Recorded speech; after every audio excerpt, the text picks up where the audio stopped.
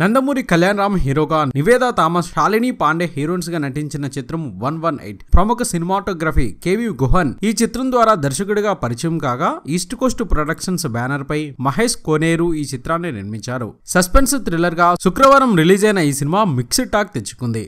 Cinema తెరకెక్కించిన విధానం బాగున్నా, సినిమాకు ఆయుపట్టైన ఫ్లాష్బ్యాక్ రొటీన్ గా నడిపించి వెల్తీగా చేశాడు గుహన్. అయితే ప్రస్తుతం తెలుగులో పోటీగా మరే సినిమా లేకపోవడం ఈ సినిమాకు కలిసొచ్చిన విషయంగా కనిపిస్తోంది. అందుకు ఈ సినిమా టాక్ కూడా పర్వాలేదు అన్నట్టుగా ఉంది. అందుకే సినిమా ఓపెనింగ్ డే మరింత నిరాశపరిచే వసూలు కాకుండా ఆమోదయోగ్యమైన వసూలు రాబట్టింది.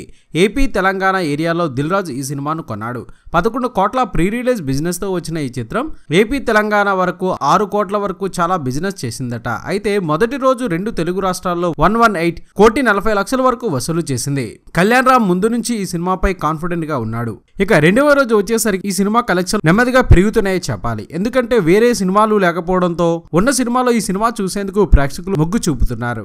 ఓవరాల్ గా ఈ చిత్రం ఓపెనింగ్స్ బట్టి రెండవ రోజు బాక్స్ ఆఫీస్ దగ్గర 1,05,00,000 షేర్ ను వసూలు చేసి దూసుకుపోతూ అందరినీ ఆశ్చర్యపరుస్తుంది. ఇక ఓవర్సీస్ లో 118 చిత్రం థియేటర్స్ కౌంటును రెండవ రోజు పెంచడం ఈ చిత్రం అక్కడ మంచి వసూళ్లను రాబట్టే అవకాశం కనిపిస్తోంది. ఈ చిత్రం ఓవర్సీస్ కలెక్షన్లతో మరింత ముందుకు వెళ్లే అవకాశం కనిపిస్తోంది. మరి చూసారు కదా, ఈ వీడియో నచ్చితే తప్పక లైక్ చేయండి, షేర్ చేయండి, మీ అభిప్రాయాన్ని కామెంట్ రూపంలో చెప్పండి. మన ఎస్వీఆర్ మీడియా యూట్యూబ్ ఛానల్ ని సబ్స్క్రైబ్ చేయండి, మమ్మల్ని ఆశీర్వదించండి. Please subscribe and thank you.